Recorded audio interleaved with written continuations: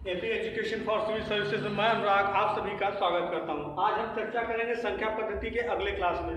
ठीक है, आइए अब देखते हैं प्लेस वैल्यू और फेस वैल्यू में क्या अंतर है। ठीक है, और देखेंगे कि प्लेस वैल्यू के कुछ सवाल जो कि एग्जाम में आए हैं। ठीक है, तो आज देखते हैं कि प्लेस वैल्यू और फेस वैल्यू। ठीक है, प्लेस वैल्यू में क्या होता है कि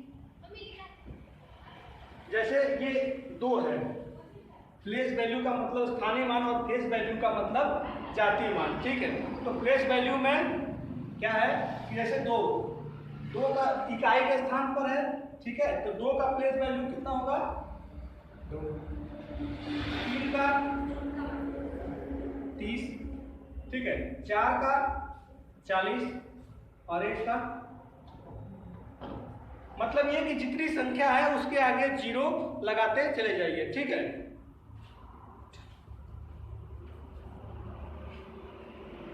जितनी संख्या है उसके आगे 0 लगाते चले जाइए। ठीक उसी तरीके से जैसे ये 9 है तो 9 और ये इकाई है इसलिए 9। ठीक है, और यहाँ पे आइए देखिए दहाई है तो 4 के आगे क्या हो जाएगा? बस उसके बाद एक 0 लगाते जाइए जो जो संख्या है। अब हाँ, सबसे बड़ी बात ये कि अगर बीच में 0 आ जाए तो क्या करेंगे? बीच में 0 आ जाए तो कोई दिक्कत नहीं, बस वैसे 0 लगाते चले जाइए क्योंकि 0 का कोई मोल नहीं है, कोई वैल्यू नहीं है। ठीक है, जो जितनी बार 0 आ जाएगा उसके बाद 0 लगा देंगे। जैसे ये 1 है तो 1 के बाद में 0। इसका मतलब ये होता है कि अगर इसको हम जोड़ें तो उतना आ जाए। ठीक है, जोड़ने पर उतना फिर आ जाए। जैसे आइए जोड़ के देख लेते हैं इसको। तो ये 2 और ये 3 और इधर के 4 और ये 1। ठीक है, उतना आ गया। ये भी 9 4 0 और ये 1। उतने चीजें फिर आ गई। ठीक है, और इसमें जाति मान में क्या होता है? हाँ, जाति मान में कि जो जितनी वैल्यू है बस उतना ही लिख दिया जाता है। 9 का जाति मान कितना होगा? 9। 6 का 6, 4 का 4 और 1 का 1। फेस वैल्यू का मतलब ये होता है कि किसी को फेस को देख के उसको पहचानना कि वो कैसा है। ठीक है, तो वो होता है फेस वैल्यू। फेस वैल्यू का मतलब जो चीज है बस हूबहू वही चीज है, उसे कहते हैं फेस वैल्यू। 1 का 1, 4 का 4, 6 का 6, 9 का 9। लेकिन स्थानीय मान में क्या होता है कि इस तरीके की चीजें जोड़े फिर वही चीज आ जाए। जैसे मान लीजिए अगर हमें दशमलव का निकालना हो, दशमलव में निकालना हो, जैसे मान लीजिए यहाँ पे कोई संख्या लिख दिया जाए जिसका मान दशमलव में हो 1.234 ऐसे कर लीजिए। अब क्या होता है कि अब अगर इधर से हम चलेंगे तो गलत हो जाएगा। जैसे इसमें हम इकाई के स्थान इधर ले लिए थे, यहां से चलेंगे ना तो गलत हो जाएगा। जैसे दशमलव लग जाए तो उसके दाएं साइड से चलना होता है। जैसे इसमें हमने बाएं साइड से चला तो अब इसमें दाएं साइड से चलेंगे। ठीक है, आइए देखते हैं इसमें क्या होता है कि 1 का क्या होगा? 1 फिर दशमलव है। ठीक है, अब 2 है तो 2 को हम क्या लिखेंगे? 2 का 0.2। ठीक है, 1 का 0.1 यहां कर लीजिए। ठीक है, अब 2 का 0.2 और 3 का क्या करेंगे कि 0.03 यानी कि बटे में 10। ठीक है, जैसे ये 2 है तो 2 के बटे 10, ये 3 है तो 3 के बटे 100 और ये 4 है तो 4 के बटे 1000। यानी कि ऐसे हम बढ़ते चले जाएंगे। ठीक है, तो लिखते चले जाएंगे। ठीक है, उसके बाद हम 4 का क्या करेंगे कि 0.004। अब देखिए अगर इनको जोड़ेंगे तो क्या आ जाएगा? 1.2.03.004। अब देखिए जोड़िए इसको 4 3 2 1 5। देखिए वही चीजें आ गई। तो दशमलव का संख्या जब होगा हम दाएं साइड से चलेंगे और जब अंक लिखेंगे तो बटे में 10, दशमलव के बाद का जो अंक होगा उसके बटे में 10 लिखते हुए हम चले जाएंगे। ठीक है, तो हमारा दशमलव का स्थानीय मान निकल जाएगा। ये हमने बताया दशमलव का स्थानीय मान कैसे निकालेंगे। ठीक है, तो ये हो गया। अब आइए इन पर कुछ प्रश्न कर लिया जाए। ठीक है, कुछ प्रश्न हो जाए इन पर। आइए अब इन सवालों को देख लें। लेकिन एक बात और ध्यान दीजिए कि कभी कभी क्वेश्चन पूछता है कि वह कौन सी संख्या है जिसका फेस वैल्यू और प्लेस वैल्यू यानी स्थानीय मान और जाति मान बिल्कुल समान है। स्थानीय मान और जाति मान जिसका समान है वह संख्या कौन सी है? तो वह संख्या होगी 0। ठीक है, वह संख्या होगी 0। 0 का आप देखेंगे चाहे फेस वैल्यू हो चाहे प्लेस वैल्यू हो, चाहे जाति मान हो चाहे स्थानीय मान हो, दोनों समान होते हैं। ठीक है, तो हो सकता है क्वेश्चन कभी कभी पूछ दे, तो देख लीजिएगा इसको। और उसका जाति मान स्थानीय मान बिल्कुल समान होता है। अगर आप कहेंगे कि एक का भी स्थानीय मान जाति मान समान होता होगा, लेकिन होगा कब? उसी शर्त पर जबकि जाति एक यदि इकाई के स्थान पर है तो हम मान लेंगे कि उसका जाति मान और स्थानीय मान समान है। लेकिन ऐसा होता नहीं। एक तो मान लीजिए इकाई के स्थान पर न देके दहाई या सैकड़ा के स्थान पर दे दे, तो हम उसे नहीं कहेंगे कि प्लेस और वैल्यू और फेस वैल्यू एक समान है। लेकिन 0 एक ऐसी संख्या है जो कि जिसका प्लेस वैल्यू और फेस वैल्यू दोनों समान होता है। ठीक है, तो आइए इन सवालों को देखते हैं। ठीक है, कह रहा है, सवाल कह रहा है कि 229301 में अंक 9 के स्थानीय मान और प्रत्यक्ष मान के बीच का अंतर ज्ञात कीजिए। ठीक है, इसके बीच का अंतर पूछ रहा है। तो आइए देखते हैं इसको। अब 4 ऑप्शन दे दिया है, कौन सा सही होगा? ठीक है, एक बार स्क्रीनशॉट ले लीजिए इसका। 229301, ठीक है, 229301 और 9 का स्थानीय मान क्या होगा? 9 के आगे 1 2 3 जितनी संख्या है उतना 0। ठीक है, तो फिर क्या हो जाएगा? माइनस का 9। देखिए कह रहा है कि स्थानीय मान और प्रत्यक्ष मान में क्या अंतर है? तो अंतर देखिए, स्थानीय मान ही हो गया, प्रत्यक्ष मान 9 हो गया, तो क्या आएगा अंतर? 1 और ये 9, ये 9 और ये 8। तो ये वाला सॉरी, ये वाला ऑप्शन सही है। ठीक है, ऑप्शन नंबर 1। ठीक है, फिर ये क्या कह रहा है कि संख्या इतने में 4 और 2 के स्थानीय मानों के बीच का अंतर ज्ञात कीजिए। ठीक है, तो देखिए यहाँ पे 4 और 2 का स्थानीय मान, 4 का स्थानीय मान क्या हो जाएगा? 4 1 2 3 4 0। ठीक है, उसके बाद माइनस का 2 कर दीजिए, क्या आएगा? यहाँ हो गया 8 और ये 9, ये 9, अच्छा 2 9 और ये 9 ये 3। ये हो गया इसका आंसर। ठीक है, 4 और 2 के स्थानीय मानों के बीच का अंतर। अब ये कह रहा है इसका स्थानीय मान में 5 का स्थानीय मान ज्ञात कीजिए। ठीक है, तो हमने बताया था कि दशमलव के बाद जो भी संख्या बढ़ेगा उसके बटे 10। ठीक है, बस इतना सर कर लीजिए। ठीक है, ये तो 2 हो जाएगा हमारा सीधा सीधा। लेकिन जैसे देखिए दशमलव में हम क्या करेंगे कि दाएं से बाएं चलेंगे। ठीक है, दाएं से बाएं चलेंगे और जो दशमलव नहीं रहेगा, जो सामान्य रहेगा, उसमें हम बाएं से दाएं चलते हैं स्थानीय मान निकालने के लिए। ठीक है, तो जैसे हम दशमलव है जितना है उतने के बटे 10। ठीक है, तो 0 है तो 0 के बटे 10। ठीक है, और ये 0 है तो इसके बटे 100।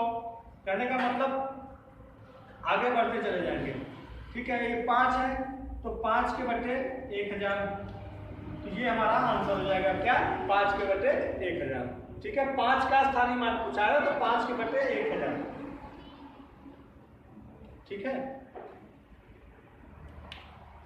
तो और आगे देखते हैं हम। ये हो गया। अब मुझे लगता है यहां तक बातें समझ में आई होंगी। ठीक है, इसका एक बार स्क्रीनशॉट ले लीजिए। ठीक है,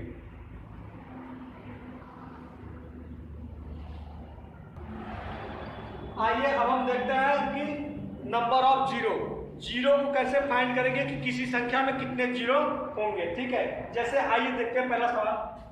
1 × 2 × 3 × 4 × 5 × चलिए मान लीजिए 5 करते हैं तो कितना है? 5 चौका 20 है, 7 दूनी 120।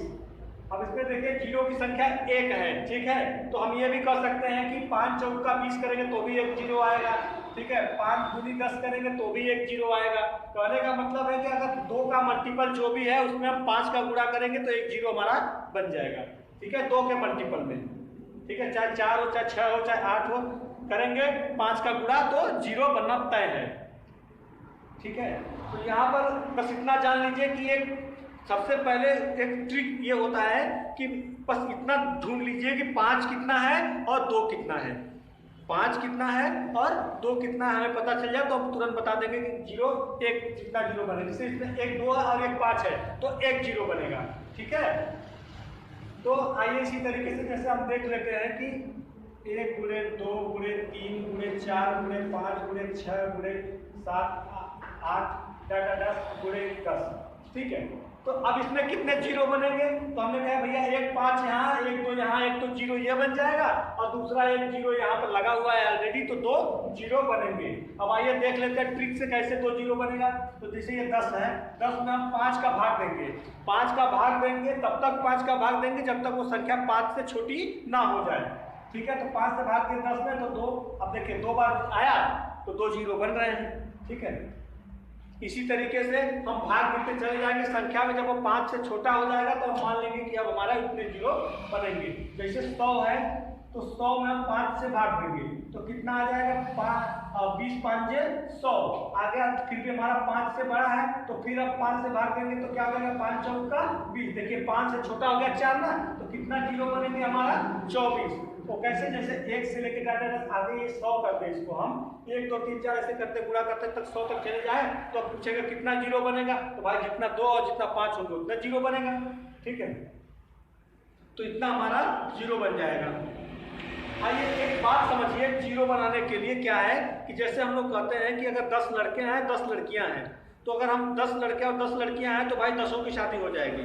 लेकिन अगर 15 लड़के और 10 लड़कियां हैं तो शादी तो केवल 10 ही लड़कियों की होगी, 15 का तो हो नहीं पाएगा 15 लड़कों का।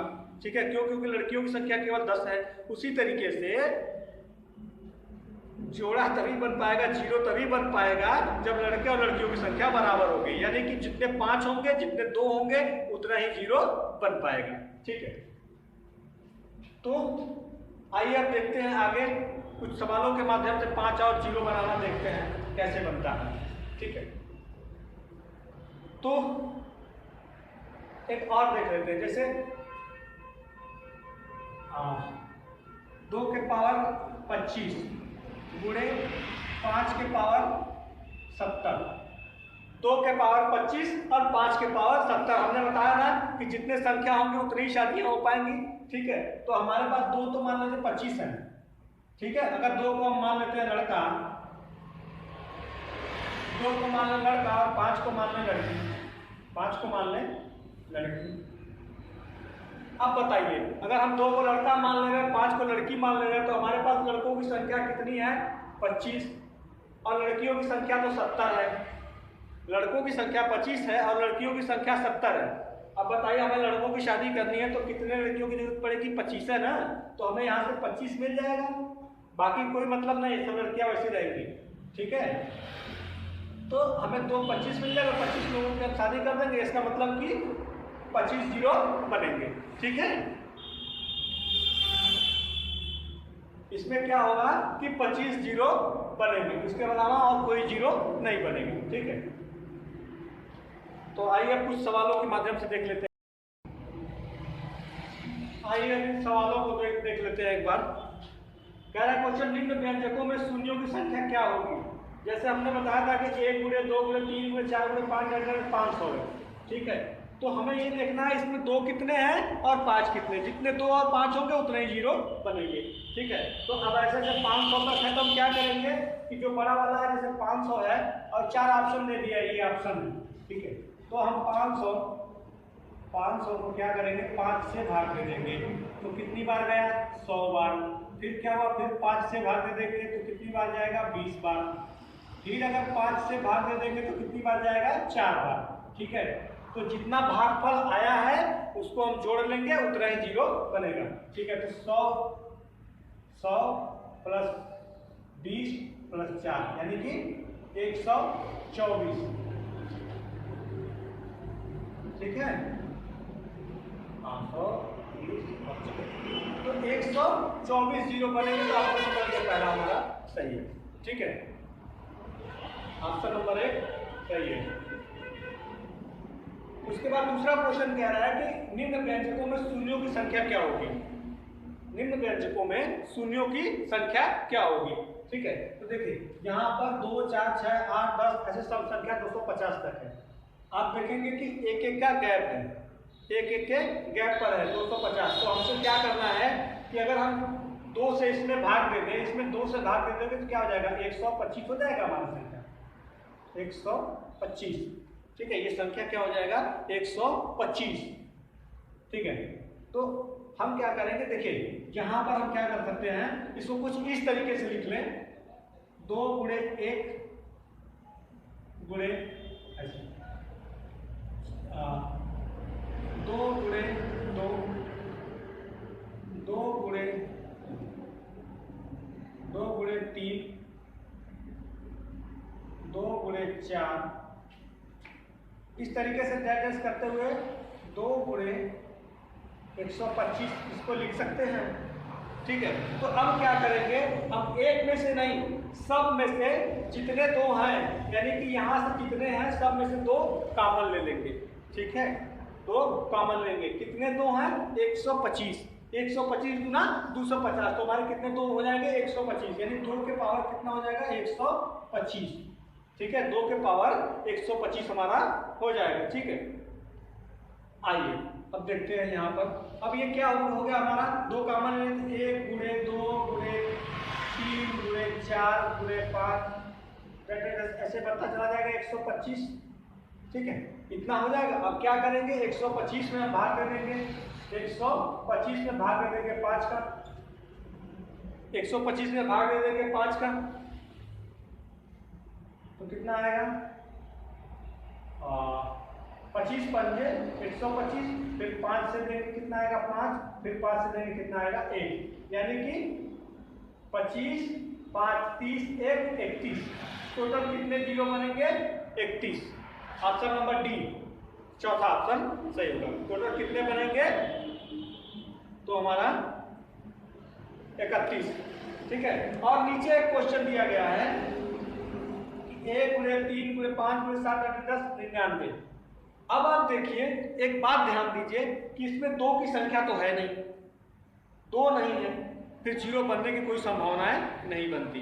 ठीक है, तो यहाँ पे ऑप्शन नंबर चौथा क्या हो जाएगा, ये सही हो जाएगा, करेक्ट। ठीक है, क्योंकि यहाँ पे 2 है नहीं, 5 तो मिल जाएगा लेकिन 2 नहीं है। ठीक है, इसलिए यहाँ पे जीरो नहीं बनेगा। ठीक है, तो आज के लेक्चर में बस इतना ही, और इनमें से कुछ सवाल और भी हैं, उसको हम चर्चा करेंगे अगले लेक्चर में। ठीक है, जीरो पर ही और सवाल हैं, जो जीरो फाइंड करने भी और सवाल इस पे हैं। ठीक है, तो उन सवालों को हम अगले लेक्चर में चर्चा करेंगे। ठीक है, तो तब तक के लिए धन्यवाद। चैनल को हमारे लाइक एंड सब्सक्राइब जरूर करें। ठीक है।